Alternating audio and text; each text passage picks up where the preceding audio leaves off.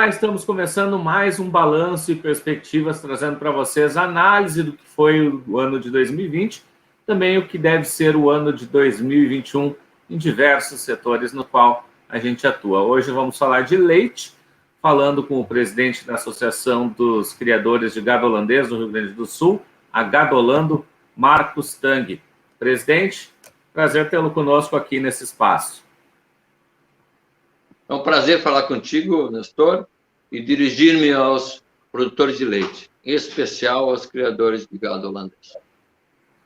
Presidente, a gente viu um ano de 2020 que foi muito difícil devido à estiagem no início, depois a pandemia.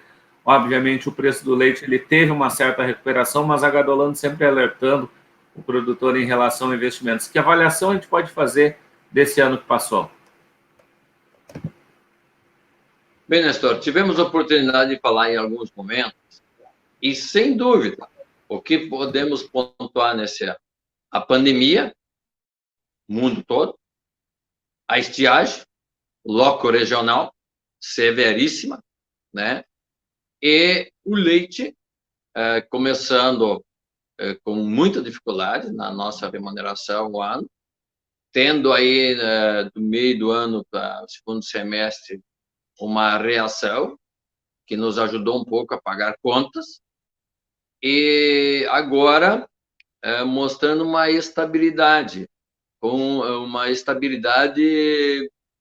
bastante friabilidade. Tenho medo, né, desse fim de ano, nós não suportaríamos a baixa da nossa remuneração, uma vez que os insumos estão muito elevados. Por que os insumos elevados? Pela própria estiagem, que infelizmente estamos numa nova escassez, né, de chuva, e 2 anos, 3 seguidos é muito pesado para o nosso produtor. Então, o preço do leite acaba sendo o que faz com que possamos pagar nossas contas. E precisamos, além de pagar as contas, ter um mínimo de lucro, porque o nosso custo de produção está altíssimo, devido à dificuldade de produzir alimentos que sempre lhe falei. Então, o ano 2020 se caracterizou, além da pandemia, e algumas mudanças no tipo de consumo, graças ao bom Deus, o investimento dos nossos produtores, conseguimos manter a produção, o agronegócio conseguiu manter, sustentar esta nação, porque eu sempre disse, numa pandemia, mais ainda, tu precisa te alimentar com qualidade, e mesmo quando as pessoas estão em restrição, né, de convívio social, mesmo semi-confinadas, elas precisam se alimentar. E nós, produtores rurais, temos que continuar produzindo esse alimento de qualidade. Conseguimos fazer isso nos diferentes segmentos, mas precisamos ter o nosso lucro.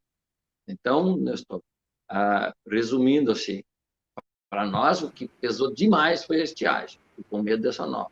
Realmente teve um preço, uma remuneração razoável, que nos permitiu algum fôlego, mas no mês atrás deu uma pequena recuada e agora tendendo à estabilidade. Esperamos realmente que não caia mais agora nesse fim do ano. Pois bem, isso foi uma questão, né, que foi colocada em relação ao preço dessa alta, mas também recuo, e sempre alertando, né, presidente, conforme tinha falado ao longo do ano, de que com a estiagem também se aumentou esses custos e também acabou trazendo esse prejuízo ao produtor. Que também deve ser um cenário de preço aí para o próximo ano, também o que se acredita que o produtor também deve fazer, né, nesse sentido? Até para entenderem, né, qual é o grande impacto de estiagem, né, é a produção de alimento. Né?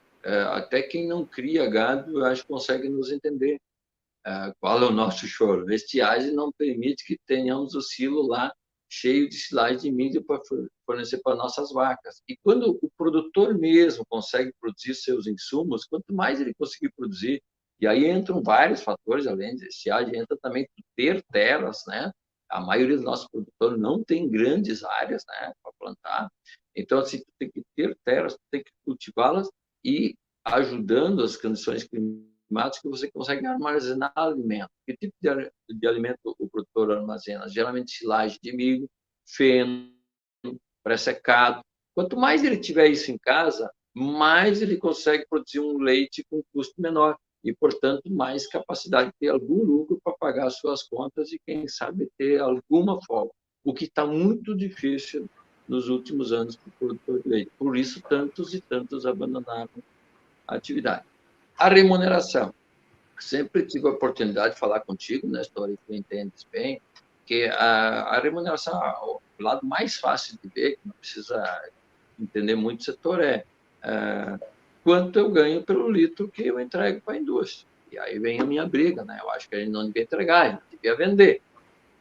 Poderíamos ter contratos de 6 meses, coisa para poder fazer investimento. Eu saber que o litro de leite que sai da minha propriedade até junho, julho do ano que vem, vou receber, vou dar um exemplo, R$ 2 o litro. Bom, com isso eu posso fazer algum investimento, embora eu ainda não saiba exatamente o preço dos insumos, mas poderia ter algum planejamento melhor do que eu saber a cada mês quanto eu vou receber ou a cada, né, ficar nessa dúvida, né? Isto é complicado. O que nós esperamos? O produtor de leite, que já é antigo na produção, ou que leu e está entrando, mas entende sobre a produção, ele sabe que os meses de verão, né, novembro, dezembro, janeiro, fevereiro, ali, você geralmente não tem uma alta remuneração pelo leite. E você tem problemas, mesmo quando não tem estiagem, você tem o estresse térmico, e esse calor faz diminuir a tua produção e também diminui a fertilidade das vacas. Você tem mais serviços de inseminação. Tudo isso eu estou levantando, isso eleva custos. Né? Para isso, você tem uma série de planejamento, além da climatização da vaca, talvez fazer diminuir um pouco a tua reprodução, a tua inseminação nesses meses, deixar um pouquinho quando o tempo está mais ameno. Então, o produtor tem que ter uma série de coisas que ele tem que calcular na sua propriedade, sua micro-região, temperatura da região. Ele tem que conhecer a fundo, não só a vaca, como o clima, a terra, o solo. O produtor é, antes de mais nada, um agricultor, um agropecuarista, um produtor de leite. Então, ele tem que entender de muitas coisas. Quem disser que a atividade rural é uma atividade burocrática, faz sempre a mesma coisa, ou porque entende pouco, ou porque não está estudando. O produtor hoje é um empresário. O que nós esperamos, não fugir dessa pergunta da remuneração, no mínimo, que ela não caia, né, nesse verão, porque há uma tendência histórica que caia nesses meses que estamos falando agora. Nós não suportaríamos, devido a isso tudo que temos colocado aí, né, a estiagem, a alta dos insumos. Então, assim, não posso estar pagando todos os dias mais pelo quilo da ração que uso e receber menos pelo litro de leite. É fácil de ver que essa matemática não fecha ou vai ficar no vermelho. Bom, presidente, falando um pouco também da Gadolando em si, a gente teve também um ano que foi muito difícil, tivemos um cancelamento da Expo Leite FenaSul, que é um tradicional evento organizado pela Gadolando, mas também agora uma nova gestão, também continua à frente da entidade, com muitos projetos, especialmente na questão de registros e de cada vez ampliar a participação da Gadolando em todo o estado. O que também a gente pode falar aí sobre como é que foi para a Gadolando em si e também o que deve vir pela frente? Nestor, quem me conhece sabe desde que eu entrei na Gadolando como sócio, criador, juntamente com meu pai, Orlando, e o meu irmão Itamar, e toda a família, né?